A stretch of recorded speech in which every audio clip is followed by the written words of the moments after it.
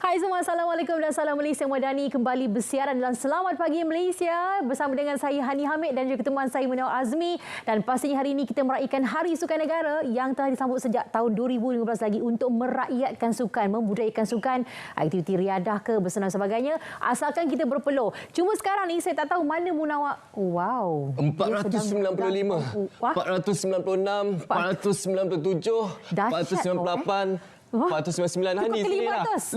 500. Wow. Semangat kita ini. Okey, saya pun join lah. Okey. Okey, boleh kalau kita setakat dari macam tu dah kira masuk dalam 4.5 juta sasaran tu ke? InsyaAllah boleh. Kita secara dalam talian mungkin. Jadi inilah aspirasi yang ingin kita bawakan pada hari ini. Kita memakai baju rasmi untuk Hari Sukan Negara pada hari ini. Dan seperti yang kita sedia maklum, hari ini 12 Oktober merupakan Hari Sukan Negara dan ianya telah bermula sejak 10 Oktober yang lalu, dan hari ini adalah hari kemuncaknya majlis perasmian yang dilaksanakan secara serentak di seluruh negara kecuali negeri Sarawak. Ya, nanti akan ada tarian lain lah untuk sambutan di Sarawak. Cuma nak bagi tahu kepada anda, kalau nak jadi sebahagian daripada aktiviti hari ini, sasarannya 45 juta rakyat. Jadi kalau anda nak jadi sebahagian daripada catatan sejarah itu, anda kena daftarkan diri melalui laman Saung Hari Sukan Negara. Kalau tidak, anda berada kat rumah dengan keluarga ni kan, tapi tak tersenarai dalam apa kita kena sasaran tu. Jadi kena daftar nama anda, barulah kita dapat jumlahkan kesemuanya untuk hari ini. Jadi tak kiralah dekat rumah depan TV depan kaca TV, anda boleh bersenam dengan keluarga. Betul. Dah setakat regang macam tu, macam jogging setempat. Kan, sambil tengok kita dalam Selamat Pagi Malaysia ni, apa kata kita buat regangan dahulu. 10 minit pun tak apa kan. Betul. Penting kita sihat. Tapi apa yang ingin kita kongsikan kepada anda, kenapa pentingnya adanya Hari Sukan Negara ini, sebab apa yang telah dikongsikan oleh Kajian Mobiliti dan Kesihatan Kebangsaan. 85% kajian menunjukkan rakyat Malaysia 85% secara keseluruhannya tidak bersenam. Tinggi tu Hani. Kejap. Ouch. Ouch rasanya tu kan.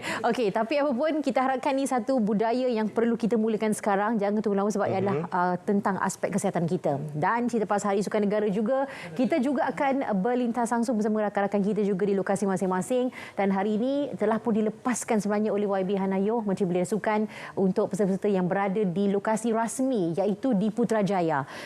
Jadi dah lepas dah sekarang ni ramai yang tengah berlari dan mungkin dah sampai kot dekat destinasi. Dan dia dataran Putrajaya di Presin 3, tapi bukan saja itu, anda boleh lakukan di tempat anda masing-masing juga dengan aktiviti masing-masing, dan kita nak menjengah juga beberapa perkara yang lain sebenarnya penting. Yang ini paling penting ini untuk kita sampaikan kepada seluruh rakyat Malaysia, dan ini kabar gembira sebenarnya, iaitu bagaimana Malaysia semalam telah menerima apa yang kita gambarkan sebagai satu peralihan untuk kita memimpin ASEAN ini, iaitu sebagai pengerusi ASEAN 2025. Dan untuk makluman anda, ini merupakan kali kelima Malaysia menjadi pengerusi ASEAN, dan kali terakhir adalah pada tahun 2015 yang lalu. Dan penyerahan kepengerusian itu berlangsung penuh simbolik di Vientiane, dan Perdana Menteri Datuk Seri Anwar Ibrahim dalam ucap tamanya memberi jaminan 2025 akan menjadi satu bab penting untuk ASEAN, penuh dengan makna dan potensi. Dan ASEAN 2025 bertemakan keterangkuman dan kemampanan. Ya, dan tak sabar nak tunggu logo ASEAN Malaysia 2025 yang akan adanya keistimewaan bunga kebangsaan sebagai elemen utama. Ia melambangkan visi Malaysia untuk memacu ASEAN menerusi persidangan pada tahun hadapan, dan akan dilancarkan logonya pada 22 Oktober ini di Malaysia. Okey, selain itu masih lagi kita berkisar berkenaan ASEAN, iaitu kepengerusian ASEAN 2025 tindakan akan dibuat secara konsensus, iaitu mengambil kira pandangan dan juga libat urus daripada kesemua negara anggota, iaitu 10 negara anggota secara keseluruhannya, termasuk yang baru-baru ini Timor Leste yang menyatakan pendirian untuk menyertai keanggotaan ASEAN. Dan seperti yang dinyatakan oleh Yang Amat Berhormat Perdana Menteri, segala tindakan Malaysia tatkala mempengerusikan ASEAN pada tahun hadapan akan diputuskan secara konsensus. Malaysia yang mengambil alih kepimpinan ASEAN memilih tema keterangkuman dan kemampanan bagi mencerminkan aspirasi kemajuan bersama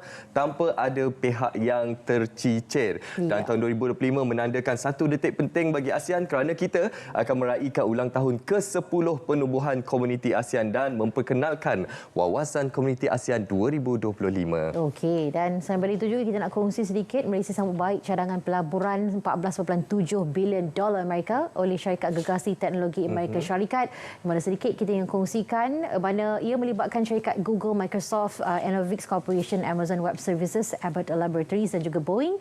Dan perkara itu dinyatakan oleh Perdana Menteri Datuk Seri Anwar Ibrahim semasa pertemuan dua hala dengan Setiausaha Negara Amerika Syarikat Anthony Blinken di luar sidang kemuncak ASEAN ke-44 dan ke-45 serta sidang-sidang berkaitan Vientiane, Laos. Okey, dan diharapkan dapat memperkukuhkan lagi kerjasama dengan Amerika Syarikat dalam industri baharu. Okey, itu antara yang utama yang kami kongsikan kepada anda. Jadi kepada anda nak mendapatkan berita yang lebih terperinci, anda boleh terus saja ke portal berita RTM ataupun di media sosial berita RTM. Tapi sekarang ini kita nak berhenti rehat seketika. Kembali selepas ini banyak perkongsian yang akan kami bawakan kepada anda.